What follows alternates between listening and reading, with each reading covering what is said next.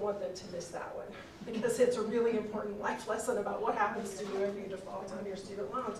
So if you see they missed all the questions about that, you're like, it's really important you go back and read that, because it's something that might change your life later. So that kind of feedback is good. The last thing I want to leave you with is this, and it doesn't matter whether we're talking about an essay assignment or one that's auto-graded. You need to go back and look at how your class did as a group on questions too. Yes. Not just individuals. Because what may have happened is that your class as a group missed a big important piece of information or a big important concept that you thought they got. Every faculty member out there in the world has found this happens. You know, it doesn't matter how well you think you taught it. If it didn't connect for the students, you need to go back and revisit it. But you won't know that unless you look at the summary feedback. Yeah. If there is questions like that where every student misses it, can you curve?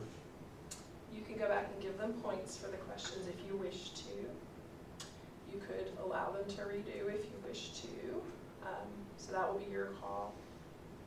Sometimes what I will do is I will recover the content That's what I in the do. class, and then I give them a similar question. And if they get it right, I'll go back and have the points for the question that they missed. If I have a number of them miss the same question, then I usually will give them the points for that. So kind of a variation of your curving. But then the next class, I will say, hey, you know, I was noticing on your quiz from Sunday, whatnot, everybody seemed to kind of be on the same page, and the wrong page, so let's talk about that a little bit. And so that way I make sure that I know, even though, just like Dr. Couch said, that I probably covered it before, but for some reason or another, either they misinterpreted or they just didn't catch that part. So I always try to look for those. And usually they're like, oh, yeah. I would like to say, do not delete the question, even if it's a question that everybody does, because you're compacting the total points possible, and it could impact their total score.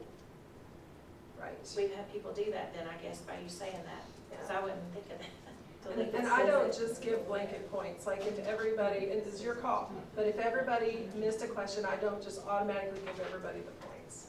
I have them do a similar question and give points to the students who make, get that one right after I've recovered it.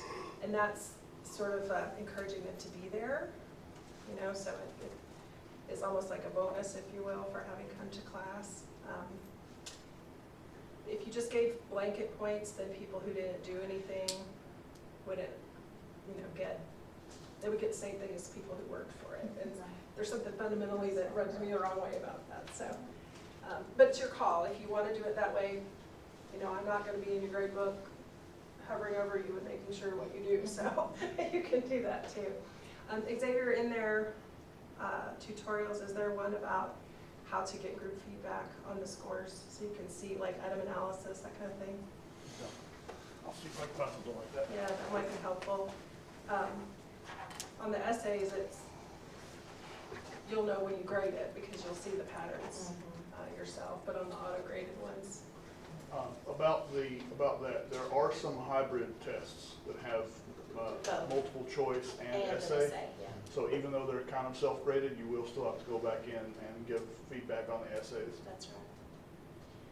It's the same process though. And I can tell you this too, you may, every single assignment, apply your feedback. If it's meaningless, and I'm not suggesting anybody in this room would do that, but if it says, good job on this, and that's it, they're gonna start ignoring it anyway. So make sure they know that you've read and digested what they provided for you, even if it's, lack of, what you're hoping to see.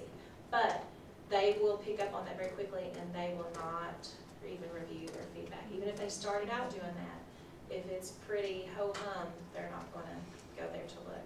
But sometimes even if they're getting like a perfect score, so like let's imagine it's 30 out of 30 or whatever, Yeah. you can still write things that are meaningful to them.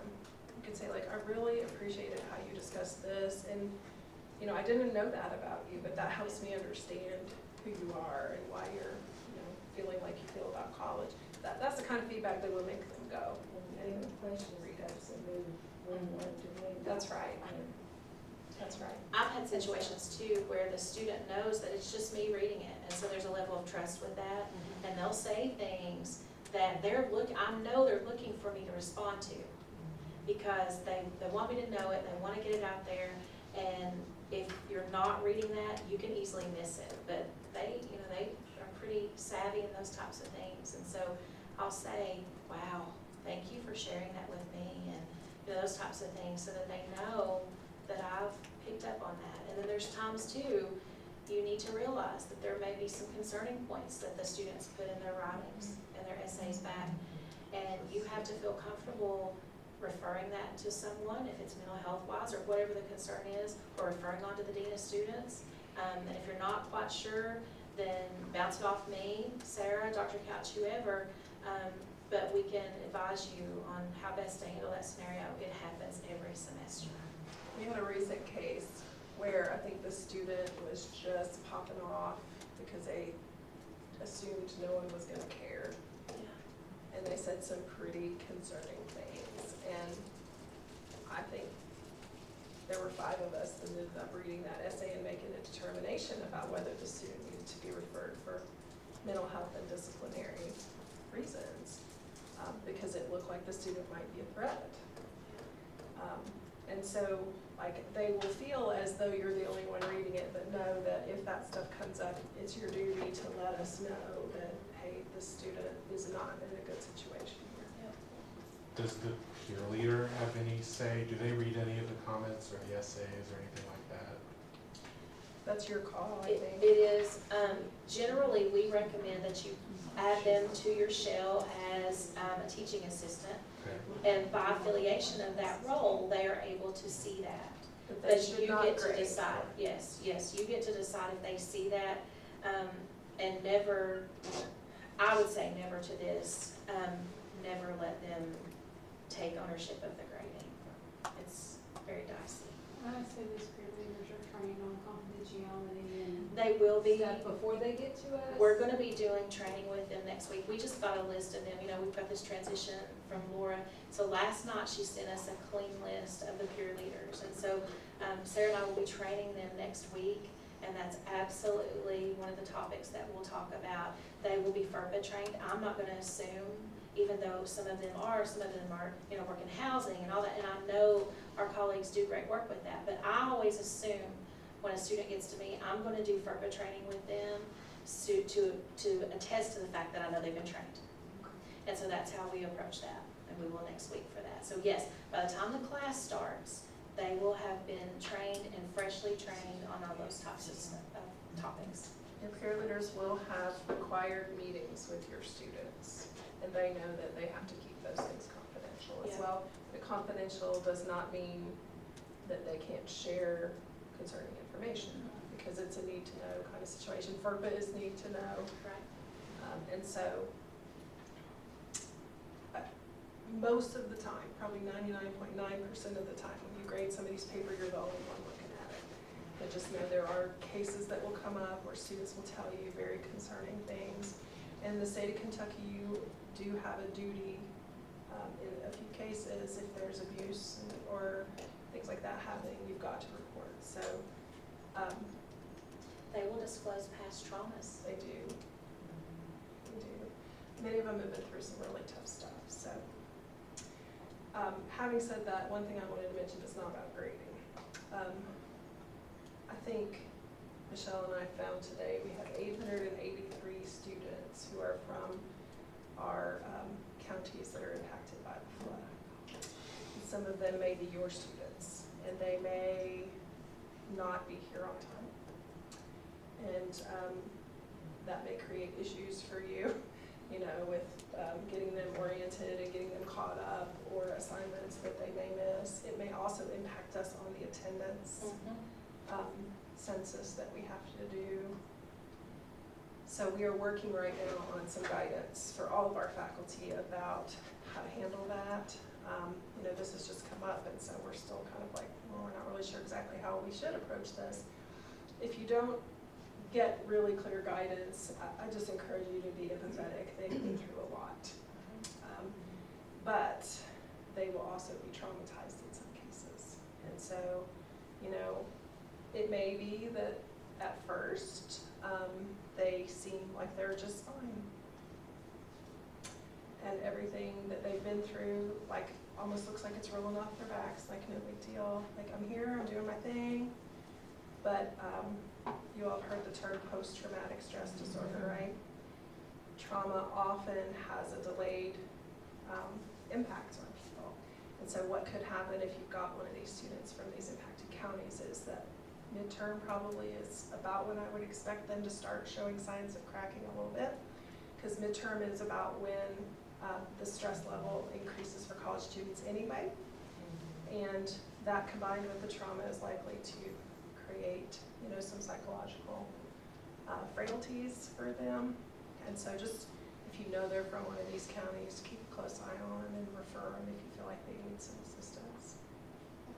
I know, kind of a morbid question, but I know that they're also looking for the bodies of the individuals that passed away from the flood. Right. Are we aware of any student?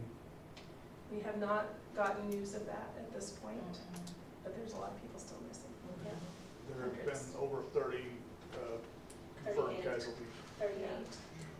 Yeah, and they're finding people every day, so we don't know.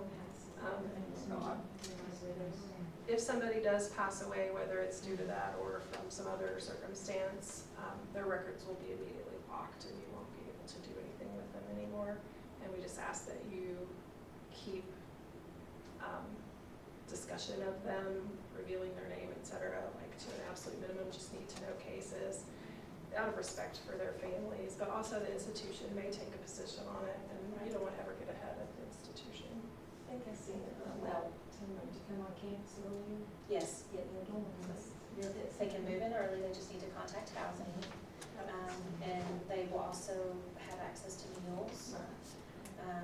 The email that was sent to students pretty much said that meals didn't start until August the 11th, but from what I understand from Russ Mast, they will be provided vouchers so that they can eat. So, you know, yeah, so that is happening. And then you probably saw from the email too, there's donations and support that's coming from the university, particularly to Hazard KCTCS, that's kind of like one of the hub. Alice Lloyd College is also designated, and it was, you know, we were talking about that, that's where she graduated from, but there's more and more to come from this, I believe, because of our service region of 22 counties, there's 13 counties that we have students feeding into us from, and so that's why hence the 800 plus students, that's staggering. And like I told you earlier today when we first started talking, to expect that they're gonna be so eager to get here, some of them will, but they're also gonna be torn and pulled back to their home county, and they may have questions that they're asking themselves. Do I need to go? Maybe I need to step out a semester.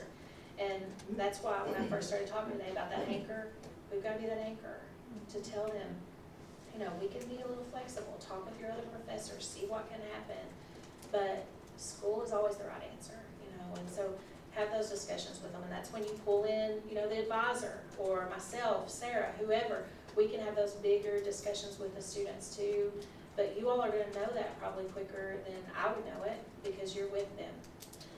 Or the opposite, they're starting to miss class, those types of things. So we don't really know what the first couple weeks is gonna look like. Will they be here? We don't know. How many will be here? We don't know. We thought we had a pretty good handle on it before last week. And we're not really sure what to expect in terms of what shape they'll be in when they get here. So. And that 800 plus, that's across the board, all classes of students, that's not just freshmen, so I just wanna make that clear too. Right.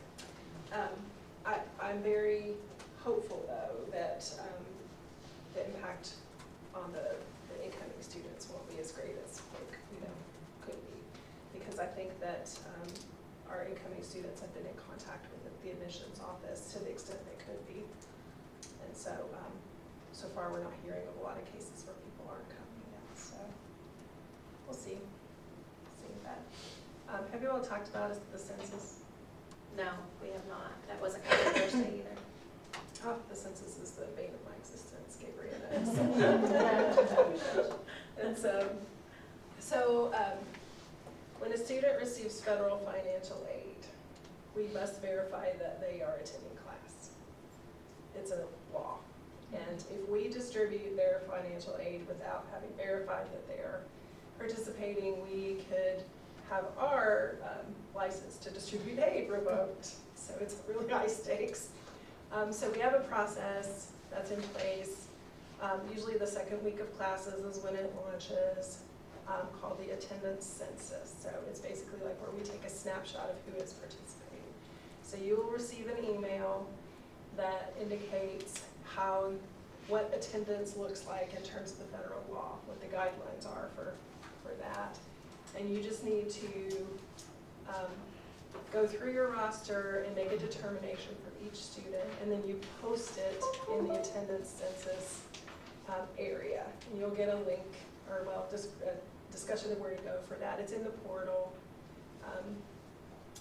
And you just basically like have to mark if a student isn't attending. You don't actually mark if they are, which is backwards from what you would think.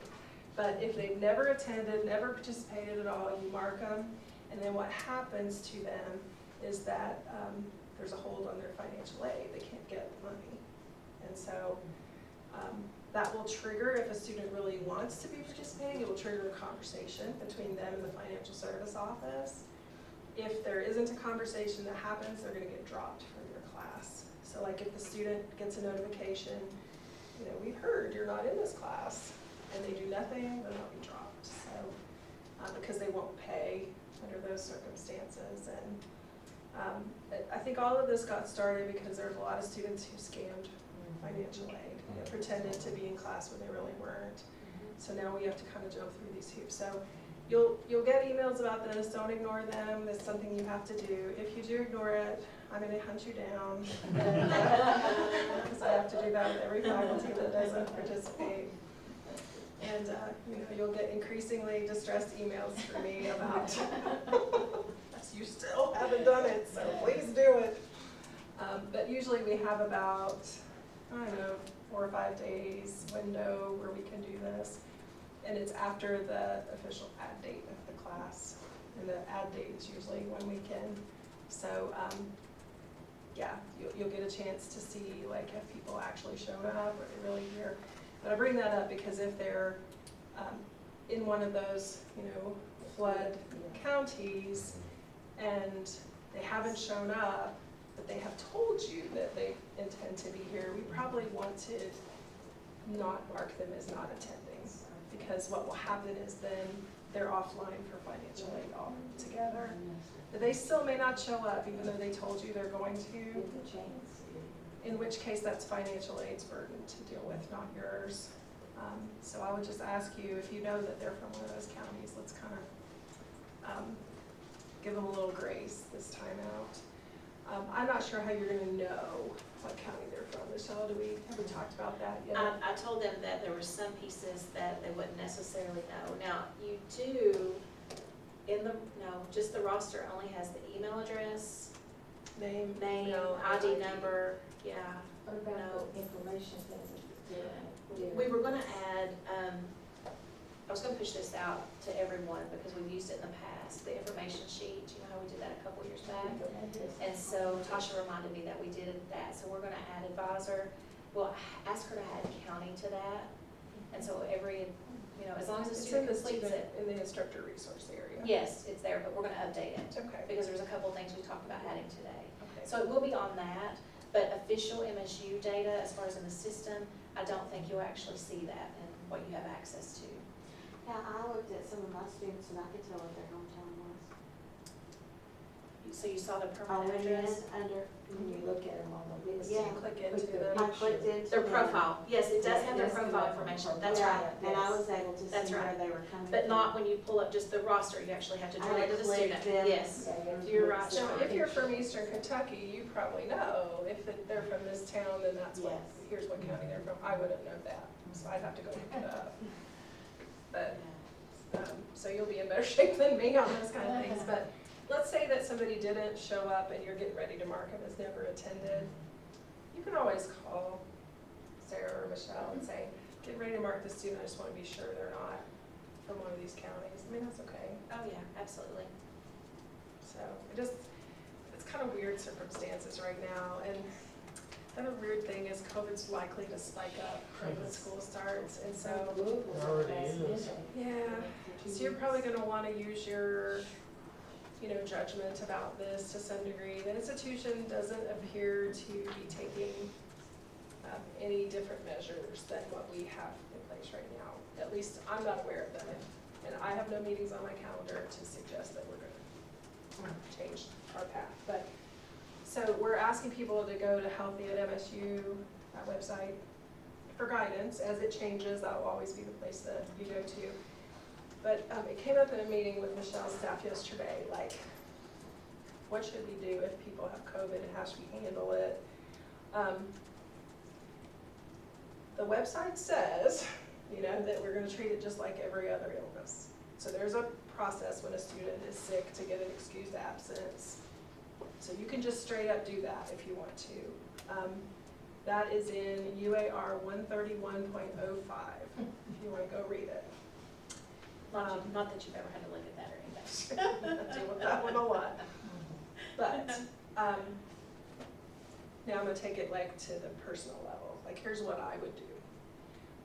I don't want a student who's sick coming to my class, because I don't want everybody in the class getting it, and I don't wanna get it, right? And so, me personally, I'm gonna be pretty lenient about, you're sick, stay home. I'm gonna make it easy for that student. I don't wanna be so easy about missing that the student thinks, I don't have to go, right? I'm probably gonna ask for some documentation or something like that so that like everybody doesn't get to just skip out. But if you're truly sick, I'm probably gonna say, I really would rather that you don't come today and I'll help you get caught up. That's more work on me, but it maybe just saved my whole class from getting COVID. Or the flu, or monkeypox, or whatever it's gonna be. Strep is going around terribly right now. Strep, My son has whatever. strep. I feel like coming to work with a hazmat suit. Yes, So true. that is your call about your philosophy, but personally, that's what I would do because I just, from a public health standpoint, feel I have a responsibility in the classroom to, And some of them will come sick because they won't. They will. if you make it hard on them and you Yeah. say you don't get to make up anything, they will come and cough all over you. They absolutely will. But, again, your call because you'll have the freedom, to manage your classroom how you see fit there, as long as you're within the guidelines of the institution. So do take a look at UAR 131, to know how a student can get an excused absence. But I just feel like we're in such weird times. We are. Everything's an And it exception. continues. Yeah. And who knows what other, catastrophe may befall us. Very, Could- very routine. Yeah, I don't know. It's not that, I'm not playing favorites. So, anything else you want me to talk about? I think that's everything for Okay. today. We've got a lot more to talk about on Thursday of this week. Do we have any questions or clarification points of everything that we've talked about, discussed today? Questions that you might have to make sure that it is covered on Thursday? When we talked about Thursday, what we do if a class is canceled, for some reason we have to cancel a class. Will that be in Thursdays? That's really up to you to decide how you want to handle, if a sickness arises or something like that, you would just wanna always have a backup plan. That way you can implement that pretty quickly if something does arise that's emergent, so. Do we have a Yes. family emergency or Yes. something that, Uh-huh. like you did the other day? Yes, absolutely. So notice what she did, she got us up, right? Right. That is preferred. Yeah. We don't wanna be just skipping out of classes, So do we have someone that, like just our friends? I would check with my colleagues first, that's always first line of defense. The FYS, we really want to make sure that the peer leader is heavily involved in the FYS component. But they could also, if their time allows, they could potentially be someone that you could incorporate into the class. You just need to make sure that you're communicating with that peer leader on what they need to do. But first line of defense for me is always a colleague. for my supervisor or something like that, because that way it doesn't put in the hands of the student that uncertainty as to what needs to happen. But in a have-to case, we've got some very capable peer leaders who can assist, but I recommend a colleague if at all possible, So will we? instead of canceling. You can cancel if you need to, Right. but I recommend that you try to keep things Try to flowing get as somebody, smoothly as okay. possible with somebody else who could fill in. If you drop it in group me and I'm available, I'll do it. So, Also, Aaron Hirsch has said, and maybe some of you also in the center want to do this, Aaron Hirsch will always come because he wants to talk to your students That's about right. study abroad. That's right. And so he's like, I will totally come. So and you all I will- met him last week, and so you saw he can What work a about the- crowd. What about the peer leaders? Did we get any for us? Well, they're assigned to the course, and so, like I was saying, we really need to try to keep them in the FYS portion. But if there's any latitude within the hours that they're hired, then we can certainly dedicate some of their time. I think that's within the realm of possibility to do. But that's where you need to partner. You know, we talked about the With our partnering partner with your person. instructor, yeah, your co-teacher. You need to be partnering with them so that everybody's on the same page as to what the expectations are for that peer leader. I'm just really curious how you all are feeling about teaching since you all are new to this. Are you I'm excited. excited? I'm ready, I'm ready to It's hear round it. 2 for me. I'm pumped about it. I wanted the first time like done a moment, and now I'm just like, Got this, you're a pro, you're better. This is the most prep I've ever had for teaching a course ever.